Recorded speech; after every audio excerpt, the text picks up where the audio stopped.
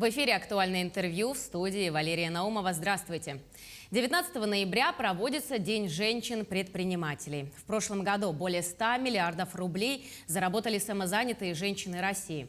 Наиболее популярной среди женщин-самозанятых является деятельность в сферах репетиторства, парикмахерских услуг, услуг маникюра и педикюра, маркетинга и рекламы, сдачи в аренду квартир, создания собственной продукции, дизайна интерьеров и пошива одежды.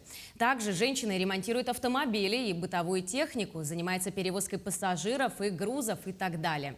Легко ли открыть свой бизнес в регионе многодетной маме? Об этом нам сегодня расскажет гостья студии, по которой мы связались через Skype, Анжелика Васильева. Это предприниматель. Анжелика, здравствуйте. Здравствуйте, Валерия.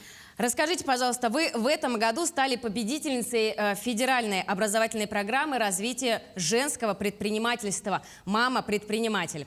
Расскажите, пожалуйста, об этой программе чуть более подробно и сколько всего было участников и в каком бизнесе в основном заняты женщины? Обучение проходило в апреле этого года. В течение 5 дней в центре «Мой бизнес» мы проходили очень хорошую учебу.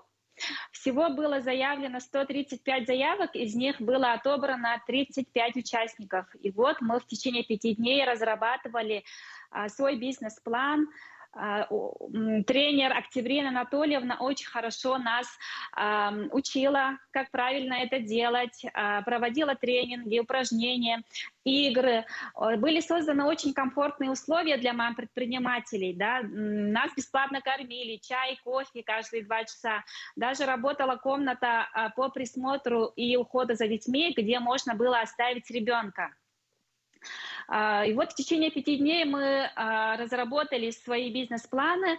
Были представлены очень интересные проекты мам, такие как туризм по Якутии, производство домашнего варенья, производство фруктовых пастил, творческие мастерские, клининг, фотостудия и так далее.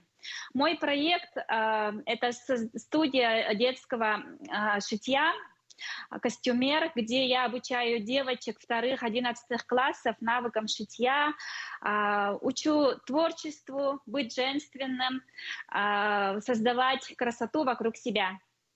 И я очень была рада, когда назвали мой проект в качестве победившего, и вот эта грантовая поддержка мне сейчас очень сильно помогло в приобретении необходимого оборудования и создании благоприятных условий для развития наших девочек. Анжелика, расскажите о вашем бизнесе. Как вы пришли к этому делу? И в школе я сама обучалась, ходила на кружок шитья, и эти навыки, которые я получила в школе, мне в жизни очень сильно помогли. Мы в школе сами придумывали одежду, сами краили, сами шили, одевали, выступали в них.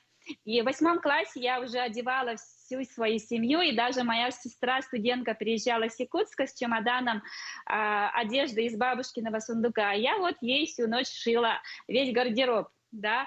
И вот когда наступил момент, когда я сидела по уходу за 3-м ребенком, мне захотелось помочь мужу в обеспечении семьи, и вот я начала думать, как можно получить доход, откуда их взять. И вот я вспомнила, что я, оказывается, умею хорошо шить, и в этот же вечер начала рассылать рекламу, и сразу поступил первый заказ на пошив юбки.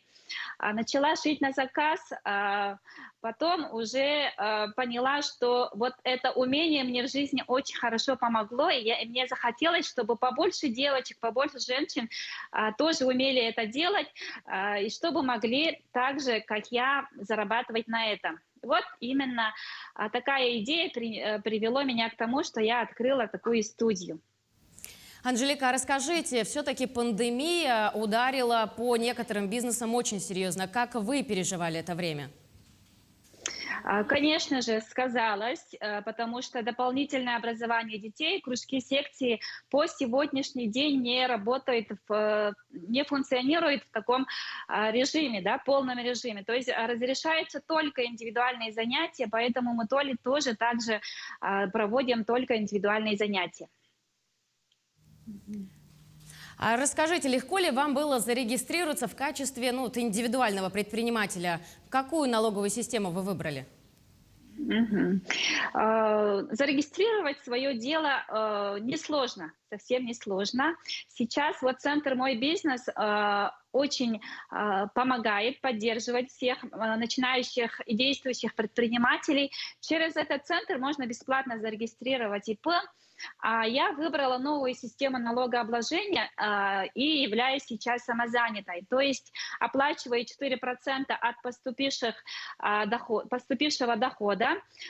Нужно лишь скачать приложение «Мой налог» самостоятельно. Там уже можно вводить все свои доходы и оплачивать налог тоже и с помощью данного приложения. То есть это очень удобно. А как, на ваш взгляд, надо ли специально готовиться к предпринимательству и с какого возраста можно начинать учебу? Ну, предпринимателями никто не рождается, ими становится, да. И я думаю, что любой человек может стать предпринимателем. Самое главное — это желание и труд. Я думаю, надо начинать обучать этому детей уже с малых лет. Я, например, своих детей тоже прививаю к этому делу. Например, дочка, ученица 5 класса, занимается у меня в студии шитья, и сейчас она шьет подушки и продает.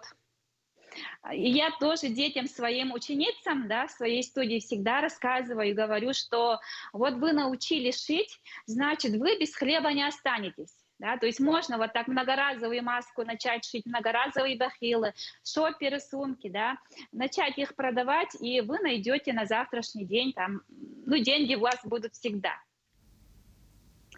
А может быть, расскажете, где можно найти этот рынок сбыта? Как у вас это Рынок происходило?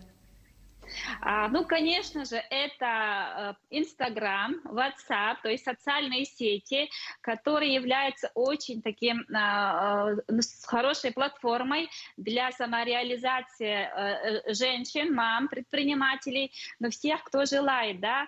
Абсолютно бесплатно можно начать открыть страницу, выложить фото своего изделия, начать рекламировать и, соответственно, получать клиентов, ну и заработок. Ну а все ли так вот безоблачно? Может быть, есть какие-то трудности? С какими трудностями сталкивались вы и что вы можете посоветовать начинающим предпринимателям? Мгм. Ну, трудности всегда они есть, они и будут, то есть нельзя бояться, не надо бояться трудностей. Пройдя трудности, мы только обретаем силу, опыт, да. Очень много женщин, которые мечтают, хотят открыть свое дело, но вот боятся, что будут трудности. Нельзя этого делать. Ну и самое главное, я думаю, это желание. Желание, да, если ты будешь очень хотеть что-то, да, открыть свое дело, и никакие трудности не будут помехой. А можете рассказать, какой помощью от государства вы пользовались и чем может государство помочь самозанятым? Но вот самой такой помощью, да, это грант в размере 100 тысяч рублей, который я получила в итоге вот конкурса «Мама-предприниматель». Это от компании Amway, Центр «Мой бизнес» и Банк Открытие, да, то есть 3 спонсора. Вот эти деньги, конечно, очень сильно помогают, конечно, да. И еще в 2017 году, когда я только вот решила начать заниматься пошивом одежды, я получила еще социальный контракт, и на эти деньги тоже приобрела вот базовые оборудования, с помощью которых начала всю эту деятельность, шитье. И вот очень много такой поддержки сейчас и информационной, и материальной. Поэтому не бойтесь, сейчас созданы все условия для того, чтобы начать заниматься предпринимательством. Анжелика, ну вы все-таки многодетная мама. Расскажите, а как вам удается совмещать работу с воспитанием детей? И удается ли вам выкроить время для себя? Ну, таких особых трудностей я не встречаю. Мне, наоборот, очень нравится быть самозанятой. То есть, когда ты самостоятельно можешь распределить свое время, свой график работы, список дел, и обязательно выделяю время для семьи, для работы, для себя. То есть очень удобная форма, очень удобный вид деятельности быть самозанятой. Ну и в завершение нашего выпуска расскажите, пожалуйста, какие у вас планы, к чему вы стремитесь, может быть, желаете реализовать и о чем мечтаете? Ну, я, конечно же, хочу, чтобы максимально большое количество девочек получили навык шитья, чтобы этот навык помог им не только вот шить, там, укорачивать брюки, шить маскарады и так далее, да, но и чтобы этот навык помог им не входить в какие-то финансовые трудности, чтобы каждая женщина смогла заработать деньги, чтобы она была свободной, независимой, умела правильно распределять свои деньги, время. Все, наверное. Спасибо вам большое, Анжелика. Желаю вам удачи в вашем бизнесе и только чтобы он процветал. Спасибо, всего доброго. До свидания. Ну а я напомню, что вы смотрели актуальное интервью. Всего доброго.